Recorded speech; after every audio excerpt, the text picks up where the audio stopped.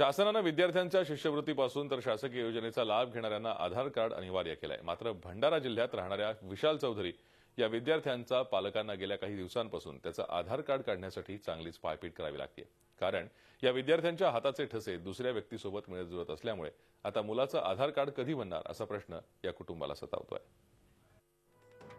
भंडारा तालुक्याअंतर्गत येत असलेल्या कोका या गावात राहणाऱ्या चौधरी कुटुंबियांची चांगलीच पायपीट होते। 8वीत शिकणाऱ्या विशाल चौधरीच्या वडिलांनी 2011 पासून अनेक आधार केंद्रांचे उंबरठे झिजवले, मात्र त्यांच्या मुलाचं अजूनही आधार कार्ड बनलं नाही। त्यामुळे त्यांना अनेक अडचणींचा सामना करावा लागतोय।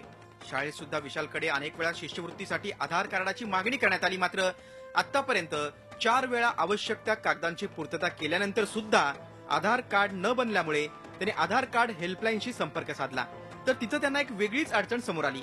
विशाल चौधरी याचा हाताचे ठसे हे दुसऱ्या व्यक्तीशी मिळते जुळते असल्यामुळे समोरची व्यक्ती जोपर्यंत आपली माहिती किंवा हाताचे ठसे अपडेट करणार नाही तोपर्यंत विशालचं आधार कार्ड बनणार नाही अशी माहिती देण्यात आली। अहमदनगर जिल्ह्यातील मांडवी या गावात एकाच नावाचे 3 जण आहेत। पोलीस स्टेशनला पण गेला, कलेक्टर ऑफिसला पण गेला। कलेक्टरवाल्यांनी सांगितलं का आमच्याकडे काम नाही, पण आमच्याकडे आधार केंद्र आहे ज्याच्याकडे वानखेडे म्हणून आहेत, ते काम करतात।